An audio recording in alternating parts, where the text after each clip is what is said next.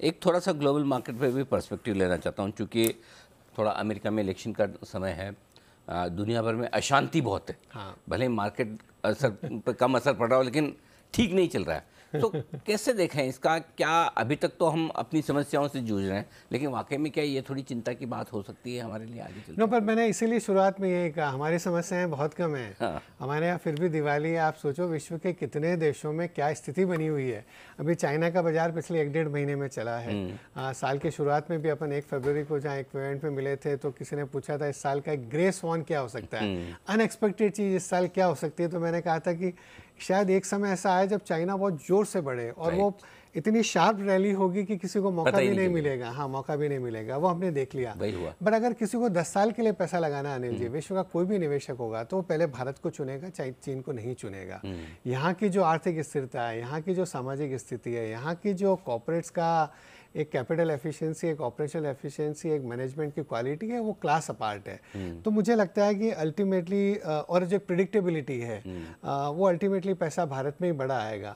तो ऐसा कोई लॉन्ग टर्म पिक्चर की चेंज नहीं हो गई है। अब हम तो यही कहते रहते हैं म्यूचुअल फंड सही है और अपनी एसआईपी बनाए रखिए, और अगर बाजार नीचे जा रहा है और आपके पास अगर एक संभावना है तो उसको टॉप अप करिए, उसको बढ़ाइए। और ये दिख भी रहा है। हम जब देखते हैं अनिल जी, एक चीज़ मैं देखता हूँ कि जिस दिन बाजार में करेक्शन हुआ उस दिन हमारे परचेज ट्रांजैक्शंस बढ़ जाते हैं। अच्छा। नंबर ऑफ परचेज ट्रांजैक्शन जो आते हैं हमारे यहाँ, क्योंकि जो एसआईपी भी कर रहे हैं वो थोड़ा बहुत अमाउंट लमसम में उस दिन लगा देते हैं। तो ये एक बहुत बड़ी मैच्योरिटी है। चलो अभी तक तो ये ठीक है और अच्छा रहे भी, क्योंकि लेकिन जो 2020 के बाद के इन्वेस्टर्स हैं, उनके लिए मैं आपसे राय लेना चाहता हूँ, क्योंकि उन्होंने स्टॉक्स में भी और फंड्स में भी पहला साइजेबल करेक्शन देखा है। स्पेशली स्टॉक्स में तो फंड वाले तो फिर भी थोड़े ज़्यादा मैच्योर, समझदार और आराम से समझ के चलते कि हाँ 2-3 साल रखेंगे।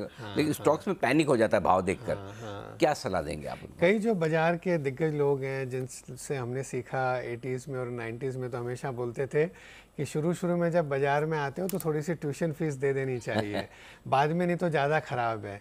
तो शुरू में आपने थोड़ा बहुत करेक्शन देख लिया तो आप समझ गए बाज़ार को, आप इक्विटी मार्केट की नेचर को समझ गए कि इसमें हर दिन पैसा नहीं बनता है, हर महीने नहीं बनता है, हर क्वार्टर नहीं बनता है। ऐसे बनेगा तो मतलब पेड़ पूरा आसमान तक ही पहुंच जाएंगे। Trees don't grow to sky, ऐसा नहीं हो सकता है। बाजार में उतार चढ़ाव होंगे, ये नेचर ऑफ द बीस्ट यही है, ये इसी तरह से बाजार होता है। तो अब ये बाजार जो है ना अनिल जी, ये थोड़ा एक नेचुरल अपनी टेंडेंसी दिखा रहा है। वो थोड़ी सी अननेचुरल हो गई थी कि कुछ भी बाजार में तेजी, कोई भी भाव पर कोई भी स्टॉक अच्छा, ऐसा कभी भी नहीं हो सकता है। वो तो माहौल अलग ही था। वो माहौल थोड़ा सा अलग हो गया था। 3:15 बट वो नेचर की तरह अनिल जी अपने आप करेक्ट होता है। तो अभी हमने करेक्शन देख लिया है। कुछ महीनों पहले तो यही हाल था कि सुबह 9:15 बजे लो, 3:30 बजे ऊपर मिलेगा, आज लोकल ऊपर मिलेगा, इस हफ्ते लोग, और जबकि सेबी की रिपोर्ट दिखा रहे हैं कि इंट्राडे ट्रेडिंग में लोग नुकसान कर रहे हैं, एफ&ओ में लोग नुकसान कर रहे हैं। अरे भाई एसआईपी करो हर महीने। एब्सोल्युटली, बिल्कुल।